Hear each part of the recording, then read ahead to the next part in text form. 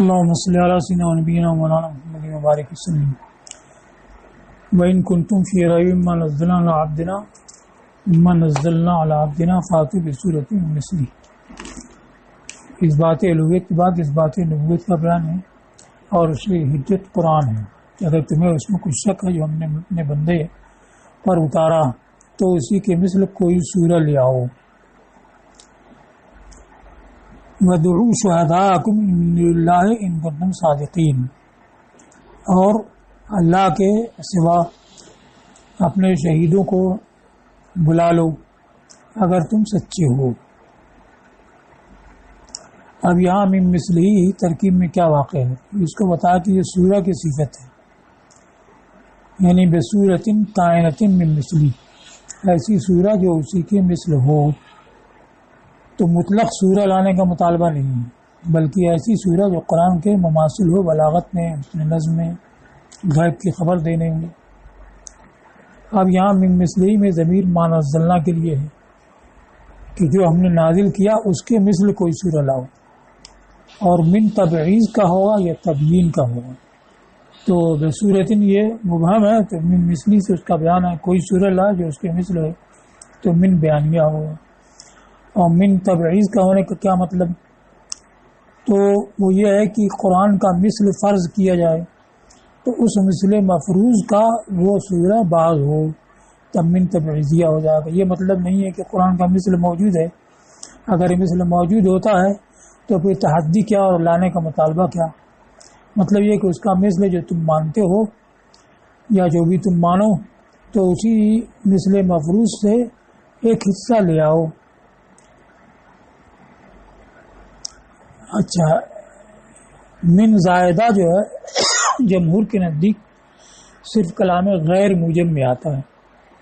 فاتو بصورت مثلی یہ کلام موجب ہے، غیر موجب نہیں ہے، لہذا یہاں من زائدہ نہیں ہو سکتا ہے.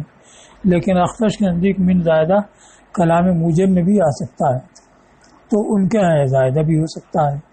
یعنی فاتو بصورت مثلی کے معنی میں کہ ایسی سورہ لا جو اسی کے مثل ہو، من زائدہ. یہ امام اخفش کے نزدیک اے بصورت مماثلۃ مثل ہونے کیا مطلب، اس کی توضیح کی ہے کہ ایسی سورہ جو قرآن کے مماثل ہو، بلاغت میں اور اس میں نظم میں. یہی راجح ہے. اب ایک احتمال، محض احتمال یہ ہے کہ مثلی میں ضمیر عبدنا کے لیے ہو اور من ابتدا کا ہو، کہ کوئی سورہ لاؤ ہمارے بندے کے مثل کے پاس سے، سورتن کائنتن یا صادرتن من مثل عبدنا، کہ ہمارے بندے کے مثل ایسی سورہ جو ہمارے بندے کے مثل سے صادر ہو. یا فاتو سے متعلق ہو، فاتو من مثل ہی یعنی مثل عبدنا، کہ ہمارے بندے کے مثل کے پاس سے لے آئے کوئی سورہ. پھر اس پہلے استعمال کو ترجیح دی ہے. یا مثلی کے ضمیر عبدنا کے لیے اور من ابدا کے لیے ہو، یعنی ایسی سورہ جو اس کے پاس سے ہو جو انہی کی حالت پر ہو. اور حضور کی حالت پر ہونے کا مطلب کیا ہے، بشر ہونا، امی ہونا، جس نے کی کتابیں نہیں پڑھی اور علوم نہیں سیکھے. تو ایسے کسی انسان کے پاس سے تم ویسی ہی قرآن جیسی سورہ لے آؤ. یا یہ کہ من مثلی فاتو کا صلہ ہو، یعنی ہمارے بندے کے مثل کے پاس سے لاؤ کوئی سورہ، اور مثلی میں ضمیر عبدی کے لیے ہو. اب ترجیح دی ہے کہ منزل کی طرف ضمیر کو راجع کرنا یہ زیادہ وجیح ہے، عمدہ ہے، اس لیے کہ یہ دیگر آیات تحدی کے موافق ہے کہ دیگر میں مطلق قرآن کا مثل لانے کو فرمایا گیا. سورہ یونس میں آیا فَأْتُوا بِسُورَةٍ مِّن مِّثْلِهِ أَمْ يَقُولُونَ افْتَرَاهُ فَقُلْ فَأْتُوا بِسُورَةٍ مِّثْلِهِ، کیا وہ کہتے ہیں کہ اس کو بنا لیا، گڑھ لیا ہے، تو تم فرماؤ کہ اس کے مثل کوئی سورہ لے آؤ. تو یہاں مثل ہی کی ضمیر قرآن ہی کے لیے، کیونکہ اس سے پہلے عبد کا ذکر ہے ہی نہیں، صرف قرآن ہی کے ذکر ہے. اور دیگر آیات تحدی کے بھی مطابق ہے، جیسے کہ نیچے والی قل لئن اجتمعت الانس والجن علی ان یأتوا بمثل ھذا القرآن، تو قرآن ہی کے مثل لانے کی بات کہی گئی ہے. تو ایک وجہ تو یہ ہوئی. دوسری یہ کہ کلام ما نزلنا یعنی منزل ہی کے بارے میں ہے، منزل علیہ کے بارے میں، یہ فرمایا کہ وَإِن كُنتُمْ فِي رَيْبٍ مِّمَّا نَزَّلْنَا، ما نزلنا میں کوئی شک ہو تو اس کے مثل لاؤ، تو ما نزلنا میں کوئی شک ہو تو بندے کے مثل کے پاس سے لاؤ. ان دونوں میں موافقت اور ہم آہنگی نہیں رہتی ہے.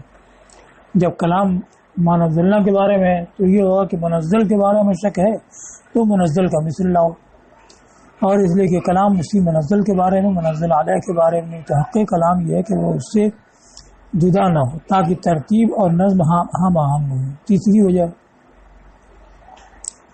کہ اگر ایک ہی شخص کو لانا ہے جو انہی کے مثل بشر ہو، امی ہو، کتابوں کو نہیں پڑھا ہو اور علوم کو نہیں سیکھا ہو، تو ایک ہی شخص میں کام محدود ہو گیا کہ وہ ایک شخص کے پاس سے تم ایسی ہی کوئی صورت لے آؤ، تو اس میں تحدی کا دائرہ بہت گھٹ جاتا ہے.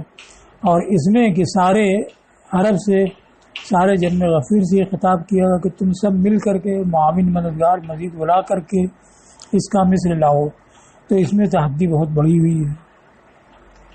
اس کو کہا ہے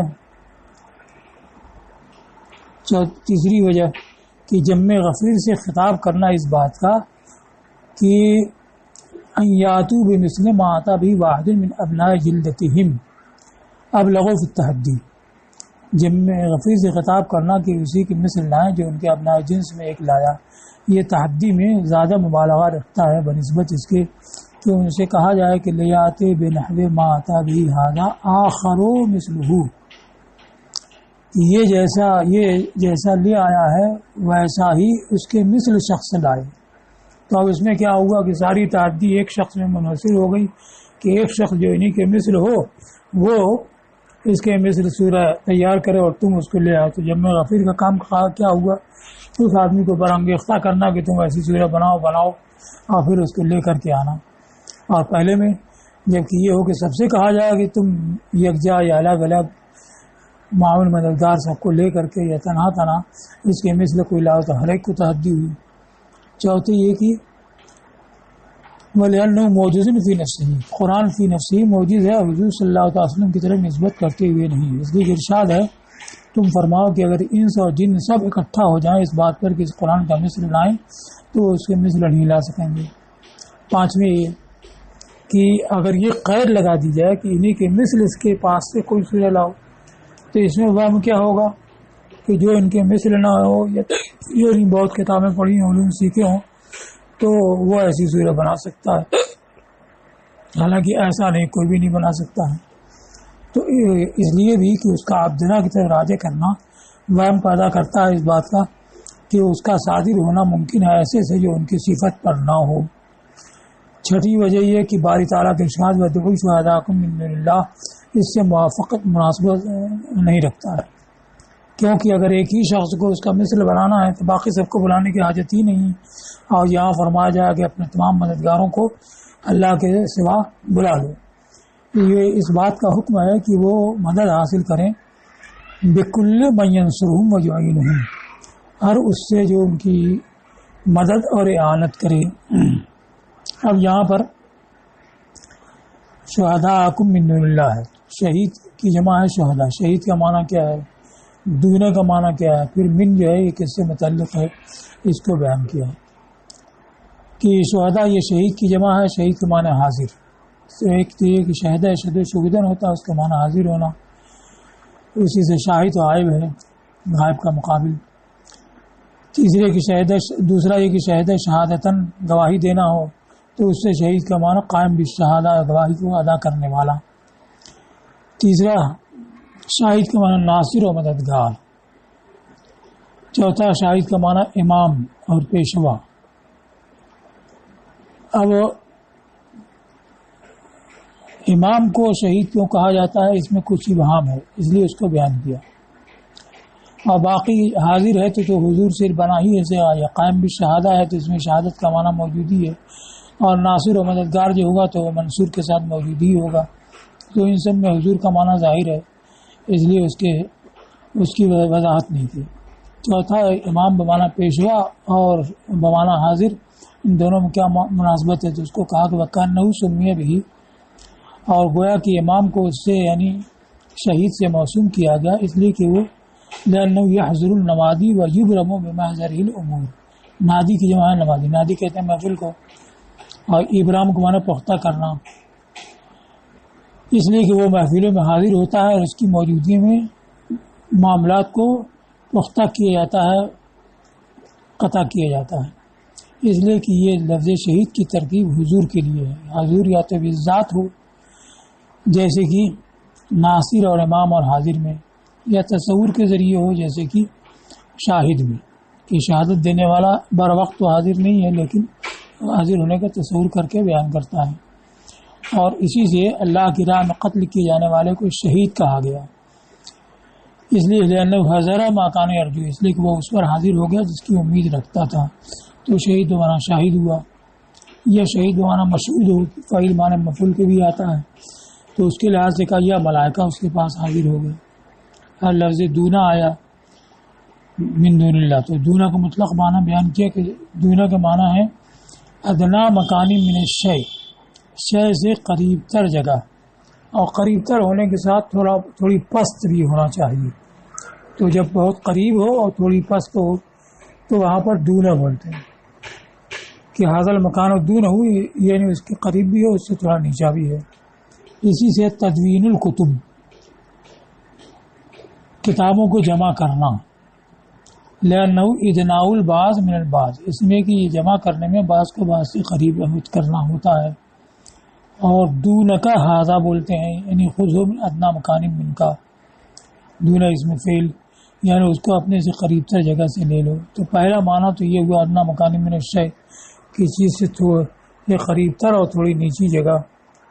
پھر اس کے بعد دوسرا معنی مراتب کے لیے مستعار ہوا، جیسے کہ الوزیر دون السلطان، یعنی وزیر سلطان سے مرتبے میں نیچے. تو کہا گیا زید دون عمر، زید عمر سے نیچے ہے یعنی شرف اور درجے میں. اور اسی سے الشیء الدون، حقیر و معمولی چیز، یعنی مرتبے میں جو کمتر ہے. یہ دو ہو گئے. پھر تیسرا سمت تو سعافی ہے، پھر اس میں اور وسعت اختیار کی گئی. تو یہ لفظ دونا ہر ایک حد سے دوسری حد کی طرف تجاوز، و تخطی امر الی آخر، تخطی قدم سے پھلانگنا، اور ایک امر سے دوسرے امر کی طرف بڑھنے کے معنی میں استعمال کیا گیا. اس معنی میں ارشاد باری تعالی ہے لا يتخذ المؤمنون الکافرین اولیاء من دون المؤمنین، کہ ایمان والے کافروں کو ولی نہ بنائیں مومنوں سے کو چھوڑ کر کے، ان سے تجاوز کر کے، یعنی مومنوں کی دوستی سے کافروں کی دوستی کی طرف تجاوز نہ کریں. تو یہاں دونوں وہی ایک حد سے دوسری حد کی طرف تجاوز اور ایک امر سے دوسری امر کی طرف بڑھنے کے معنی میں ہے. اس معنی میں امیہ ابن ابی سلط کا مصرع ہے یا نفس ما لک دون اللہ من باقی، اور دوسرا مصرع وما للسع بنات الدہر من راقی. وقایقی، وقایا اور وقایا بچانا. تو اے نفس تیرے لیے خدا کو چھوڑ کر کے، یعنی خدا سے تجاوز کر کے، اس سے آگے بڑھ کر کے کوئی بھی بچانے والا نہیں ہے. وما للسع بنات الدہر من راقی، لسع سے ڈسنا، اور بنات الدہر زمانے کی بیٹیاں یعنی حوادث، اور رقا یرقی رقیہ منتر پڑھ کر کے جھاڑنا. تو یہ سانپ وغیرہ کا زہر یا بچھو کا زہر منتر پڑھ کر کے جھاڑتے تھے.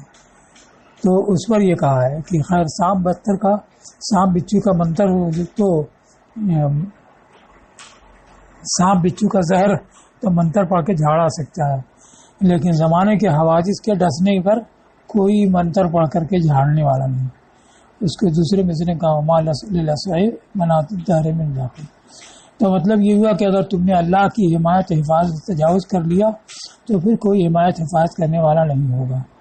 اس کو کہا اے اذا تجاوزتے وقایت اللہ فلا یقیک غیرہ، یعنی یہ تو اللہ کی حفاظت سے تجاوز کرے تو کوئی اور تجھے بچانے والا نہیں ہے. تو یہاں دونوں وہی ایک حد سے دوسری حد کی طرف تجاوز کرنے کے معنی میں ہوتا ہے.